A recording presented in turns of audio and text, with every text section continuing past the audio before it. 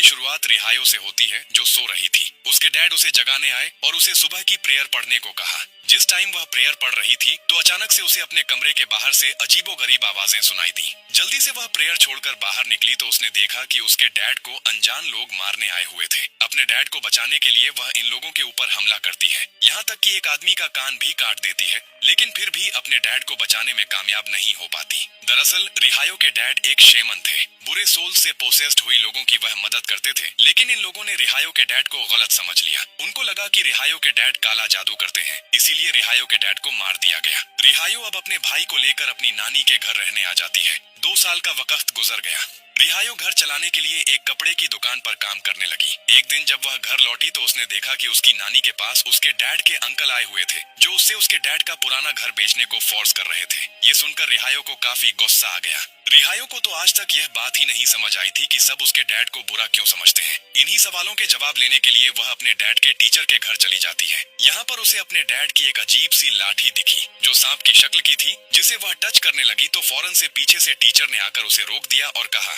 इसे मत छूना। रिहायो ने दोबारा उस छड़ी को देखा और सीन्स फ्लैशबैक में चले गए। देखने को मिला कि रिहायो की मॉम भी सांप के काटने से मरी थी। जब सांप काटा था तो उनके जिस्म का बहुत बुरा हाल हो गया था और उनकी बहुत ही भयानक मौत हुई थी। सुरवो यानी ये टीचर रिहायो को बताते हैं कि तुम्हारा पुराना घर आज भी प्रेयर रूम के तौर पे यूज किया जा रहा है। अब प्रेयर रूम का सीन दिखाया जाता है जहाँ पर एक आदमी नमाज पढ़ रहा था। बार बार कोई उसके कंधे पे हाथ रखता है। 1 मर्तबा 2 मर्तबा तो उसने इग्नोर किया, तीसरी मर्तबा उसे डर लग गया। नमाज उसने कायनी ओर रखी और एकदम से यहाँ की लाइट चली गई और दिखाया गया कि अब इस आदमी के पीछे मरे हुए लोगों की सोल नमाज पढ़ रही थी। आदमी को जब इन लोगों की आवाज सुनी तो वह बहुत ज्यादा डर गया और उसने नमाज तोड़कर पीछे मुड़कर देखा तो वहाँ कोई भी नहीं था, लेकिन वह इस वाक्य से डर गया था, इसीलिए वह यहाँ से भागने की कोशिश करता है, जहाँ बाहर उसे रिहायो घबराया हुआ देख लेती है। रिहायो असल में अपने पुराने घर को देखने के लिए आई थी। अब क्योंकि ये प्रेयर की जगह बन गई थी तो उसने प्रेयर पढ़ने का फैसला किया। उसके साथ भी यहाँ पर अजीबोगरीब काम होते हैं।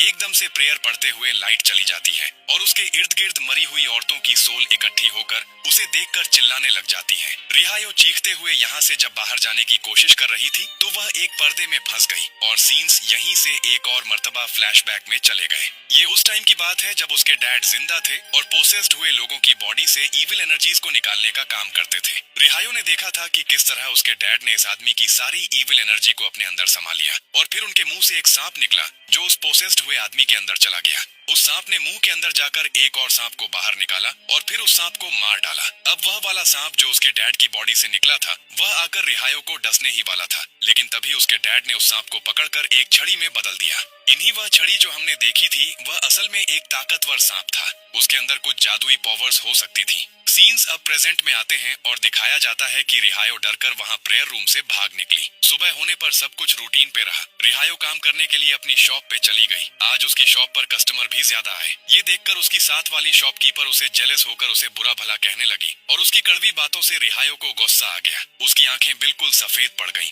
और वह किसी बिल्ली की तरह उसे मारने के लिए झपटी। लड़ाई काफी इंटेंस हो गई थी। उनकी साथ वाली दुकानदार और यहाँ के लोग इन दोनों की लड़ाई छुड़वाते हैं और सभी लोग रिहायो की सफेद आंखें देखकर डर जाते हैं। अब रिहायो का दोस्त लड़का इन सबको कहता है कि रात रिहायो अपने घर गई थी। वहाँ पर उसके डैड कुछ इविल सोल्स को अपने साथ रखते थे। शायद उन्हीं में से किसी एक ने रिहायो को पोसेस्ड कर लिया होगा। खैर, इन सारी चीजों से रिहायो बहुत ज्यादा डर चुकी थी, इसलिए वह घर वापस आ गई। घर आकर उसने अपनी नानी से अपने डैड के काम के बारे में पूछा तो उसकी नानी ने भी यही बताया कि उसके डैड इविल सोल्स से मदद लेते थे और अपना काम करने के बाद उन सबको एक कमरे में बंद कर दिया करते थे। इसीलिए वह रूम अब बुरी आत्माओं का घर बन गया है। वह रिहायो को भी आइंदा वहां जाने से मना करती है, लेकिन रिहायो तो दोबारा जैसे पोसेस्ड हो गई थी। पता नहीं कैसे वह दोबारा उसी रूम के बाहर पहुंच जाती है। यहाँ आकर वह देखती है कि एक और आदमी यहाँ पर प्रेयर पढ़ने आया है, लेकिन यहाँ पर उसे प्रेयर पढ़ते हुए बहुत ज्यादा तकलीफ हो रही थी। रिहायो ने जब ये नोटिस किया तो अगले ही पल उसे देखने को मिला कि प्रेयर पढ़ने वाले आदमी के पीछे जिनका एक बच्चा लटका हुआ है, इसीलिए उसे इतनी मुश्किल हो रही है। अब खुद भी वह प्रेयर पढ़ने के लिए आ गई। जब वह प्रेयर पढ़ रही थी तो उसे अपने इर्द गिर्द बहुत सारे सोल्स के पांव दिखे।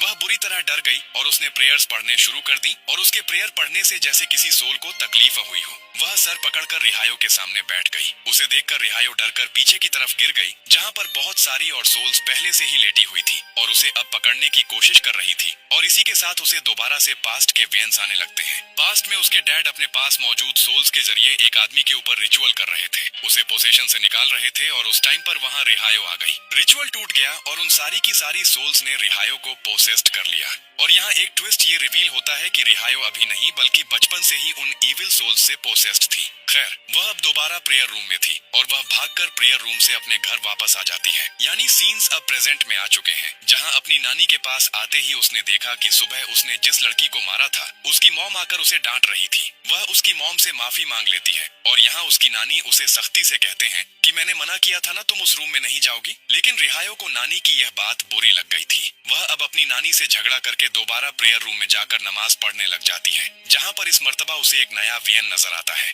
वह देखती है कि छोटी रिहायो को किसी सोल ने पोसेस्ड कर लिया था और छोटी रिहायो उस सोल की गोद में सो रही थी। इस मर्तबा भी डरकर वह जब इस रूम से बाहर निकलने की कोशिश करती है तो वह इस रूम से बाहर निकलने के बजाय सोल्स की दुनिया में पहुंच जाती है, जहां पर सारी सोल्स एकदम से उसके ऊपर हमला करने वाली थी। लेकिन उससे पहले ही किसी ने उसका हाथ खींचकर उसे बचा लिया। उसे जब होश आया तो वह अपने डैड के टीचर के घर पे थी और उसके साथ उसका दोस्त था। यहाँ पर सुरवो यानी उसके डैड के टीचर उसे बताते हैं कि बचपन में ही तुम्हें इन इविल सोल्स ने पोसेस्ड कर लिया था और तुम्हारा एग्जॉर्सिज्म करने के लिए यहाँ सिंतोत यानी तुम्हारे डैड के अंकल आए थे, लेकिन वह तुम्हारा एग्जॉर्सिज्म ठीक से नहीं कर पाए और जब तुम घर वापस लौटी तो तुमने खुद ही इन सारी सोल्स को बुला लिया। इसी वजह से उस दिन से लेकर अब तक रिहायो पूरी तरह से उन सोल्स के कब्जे में थी। सुरवो उसे बताते हैं कि तुम्हें अभी भी ठीक करने के लिए एग्जॉर्सिज्म करने की जरूरत है। दिन गुजरते रहते हैं और रिहायो की हालत दिन ब दिन और खराब होती जाती है। उसकी तबीयत भी बहुत ज्यादा बिगड़ने लगी थी और उसे अब जगह जगह बहुत सारी सोल्स दिखाई देती थी, यहाँ तक कि अपने काम की जगह पर भी।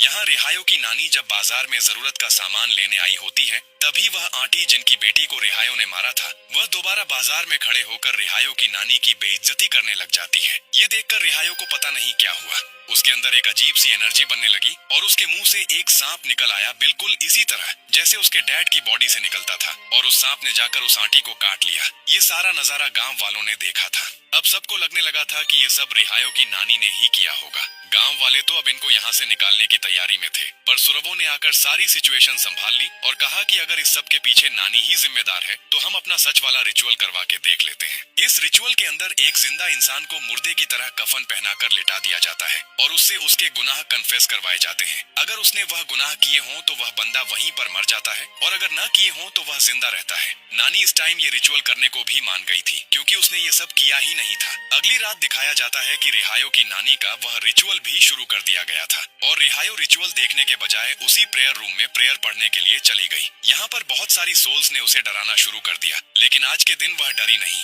उल्टा उसने ही सोल्स को चीख कर डरा दिया क्योंकि वह भी बहुत ताकतवर बन गई थी। और यहाँ हमने नानी को देखा कि वह भी एक अलग ही सोल्स की दुनिया में चली गई, जहाँ जाकर वह बहुत ज्यादा डर गई। एक कमरे से दूसरे में, दूसरे से तीसरे में गई। उन्होंने एक कमरे में रिहायो को सोल्स के दरमियान बैठे हुए देखा। यह देखकर वह डर से जोर से चिल्लाती है और यहाँ रियल दुनिया में उन्हें होश आ जाता है। उनको जिंदा देखकर यह सब लोग जान गए थे कि वहाँ उस आंटी के जो मर्डर हुआ था उसके पीछे नानी का हाथ नहीं था। अब अपनी बेगुनाही साबित करने के बावजूद भी नानी बहुत ज्यादा डर चुकी थी। उसने गांव छोड़ने का फैसला कर दिया था। जाने से पहले वह रिहायो को बताती है कि प्रॉपर्टी मैं तुम्हारे डैड के अंकल सिंतोत के हवाले करके जा रही हूँ। सिंतोत का नाम सुनते ही दोबारा रिहायो को इतना ज्यादा गुस्सा आ गया कि उसकी आंखें काली पड़ गईं। उसे किसी ने पोसेस्ड कर लिया और उसने नानी को बताया कि मेरे डैड की मौत के पीछे कोई और नहीं बल्कि सिंतोत ही था। जिस आदमी ने मेरे डैड को मारने की कोशिश की थी उसे मैंने ही काटा था और अपने डैड के मरने के बाद मैंने उस आदमी को सिंतोत के साथ देखा था और गांव वालों को भी अंकल ने ही जमा किया था ताकि हमें हमारे घर से निकलना पड़े। वह अजीब सी आवाज में कहती है, सिंतोत ने ही हमारे डैड को मरवाया है। ये आवाज इतनी भयानक थी कि नानी को अपने कान बंद करने पड़े और यह सारी बात कहने के बाद रिहायो बेहोश हो गई। रिहायो को अब शाम में होश आया था। वह काम पे भी नहीं गई थी।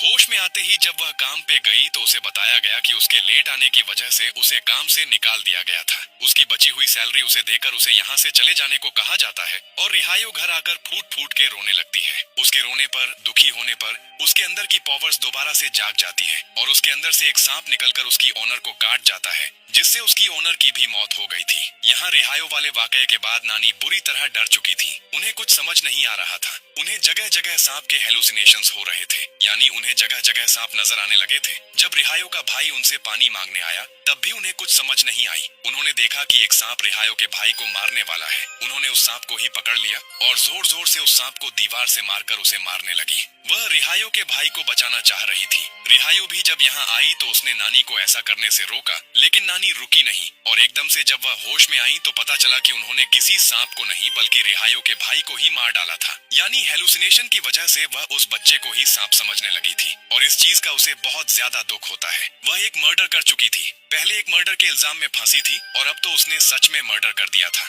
उसकी दिमागी हालत भी ठीक नहीं रही थी, इसीलिए वह सुसाइड कर लेती है। नानी को मरा हुआ देखकर सदमे से अब रिहायो बेहोश हो गई थी। उसे जब होश आया तो वह अपने डैड के अंकल सिंतोत की कार में थी जो उसे लेकर अपने घर जा रहे थे। यह देखने के बाद वह दोबारा बेहोश हो गई। दूसरी मर्तबा उसे होश आया सिनतोत के घर पर, जहाँ सिंतोत की वाइफ ने उसे देखा और प्यार से उसे समझाया कि बेटा तुम जो सोच रही हो वह बिल्कुल गलत है। सिंतोत वैसे नहीं है जैसा तुम सोच रही हो। उसे तुम्हारे डैड की प्रॉपर्टी नहीं चाहिए, उसके पास तो खुद बहुत पैसा है। उसने अपने पैसों से एक इनकंटेशन स्कूल बनाया है जहाँ पर बच्चों को एग्जॉर्सिज्म सिखाया जाता है। वह रिहायो को यह भी समझाती हैं कि यहाँ पे जो कुछ भी हुआ, तुम्हारे डैड की मौत, नानी की मौत, इसका जिम्मेदार तुम खुद को न समझो, तुम्हारे से यह बुरी आत्माओं ने करवाया है। खैर रात हो जाती है और सिंतोत की वाइफ अपने रूम में सोने चली जाती है। रात में उन्हें रिहायो का भाई ख्वाब में दिखाया जाता है, जिसने उसे बताया कि रिहायो उस प्रेयर रूम से कनेक्टेड है और अगर उसकी जान बचानी है तो उसका एग्जॉर्सिज्म करना जरूरी है और उसके एग्जॉर्सिज्म के लिए वह सांप वाली छड़ी जरूरी है जो उसके डैड के पावर से बनी है। सुबह होने पर सिंतोत वह छड़ी लेने के लिए उस प्रेयर रूम में चला जाता है।